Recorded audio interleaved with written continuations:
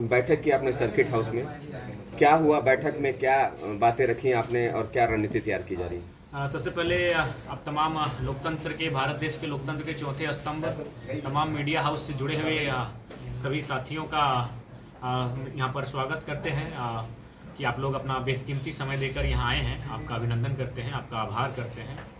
और आज के इस कार्यक्रम का विशेष मुख्य बिंदु था अल्पसंख्यक समुदाय, जो हमारा अल्पसंख्यक मोर्चा है, जिनमें हमारे अध्यक्ष श्रीमान रिजवान क्रांतिकारी साहब उर्फ अकील अख्तर जी हैं।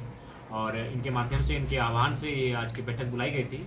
और हम लोगों ने लोकसभा के चुनाव में जो हम लोग का प्रदर्शन रहा, उसका आकलन किया गया कि उसमें अल्पसंख्यक समाज की भागीदारी कैसी रही और उसे और कितना बेहतर किया जा सकता है, और अगर कमियां रही तो किन बिंदुओं पर रही, किन कारणों से रही, अगर मजबूती जिन क्षेत्रों में रही तो उन्हें और बेहतर मजबूत कैसे किया जा सकता है। तो कुल मिलाकर आने वाले जो विधानसभा के चुनाव, जिनमें राज्य के तमाम लोग एक उम्मीद भरी निगाहों से झारखंडी भाषा खतियान संघर्ष समिति, जो हमारा समिति हुआ करती थी लेकिन अब हम लोग झारखंडी लोकतांत्रिक क्रांतिकारी मोर्चा के रूप में जाने जाएंगे, उस टीम की ओर बड़ी उम्मीद भरी निगाहों से देख रहे हैं। और हम लोग उनकी आशा को निराशा में तब्दील बिल्कुल नहीं होने देंगे। इसलिए गंभीरतापूर्वक हम लोग लगातार चिंतन मंथन और शिविरों में शिरकत कर रहे हैं। और आने वाले 2024 के जो विधानसभा के चुनाव होंगे, उनको फतह कैसे करनी है उस पर लगातार चर्चाएं हो रही। तो आज कुल मिलाकर अल्पसंख्यक प्रकोष्ठ के बीच हमारी बैठक थी, जिनमें तमाम अल्पसंख्यक समुदाय से आने वाले प्रबुद्ध लोग आए हैं, विभिन्न हिस्सों से आए हैं। रांची,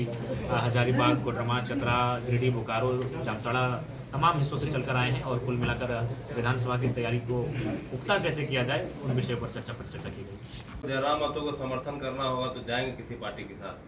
देखिए, हमने शुरू से कहा कि हम लोग सरकार बनाने में क्यों जाएंगे, जब हम लोग लगातार लोगों से ये आह्वान कर रहे हैं कि आप हमें इतनी सीटें दें जिससे हम लोग सरकार बनाएं और नीतियों को लागू करें, अपनी जब कलम चलाएं तो कोई रोक टोक ना हो, एक बेहतरीन तरीके से हम लोग इस राज्य को चला सके, तो सवाल ही नहीं बनता है।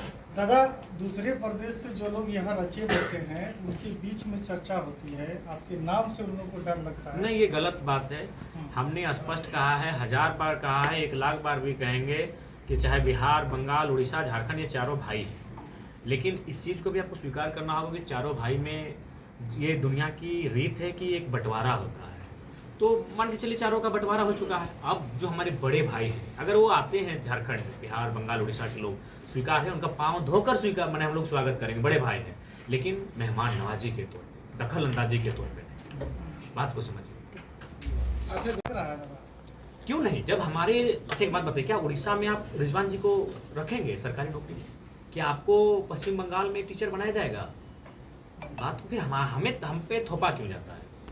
नहीं, ये वही लोग डिसाइड करें जो लोग। डेडलाइन आप खींची रहे हैं बाहरी भीतर का? नहीं, ये बाहरी भीतर की डेडलाइन नहीं है, ये संवैधानिक अधिकार की बात ही। जब उन राज्यों को सेपरेट किया जाता है, जब महाराष्ट्र और गुजरात को बॉम्बे का विभाजन करके महाराष्ट्र और गुजरात को सेपरेट किया जा सकता है, तो जब हम लोग झारखंड और बिहार का विभाजन हो चुका है, बंगाल से हमारा विभाजन हो चुका है, तो हम लोग सेपरेशन मांग कर रहे हैं। बाकी कोई आए, व्यापार करे, कमाए, खाए, रहे, वहाँ किसी की आपत्ति नहीं है। लेकिन अब बताइए, इस राज्य में अगर हम लोग यहाँ भी चपरासी नहीं बनेंगे, यहाँ भी टीचर नहीं बनेंगे, यहाँ भी दरोगा हवलदार नहीं बनेंगे, तो क्या करें?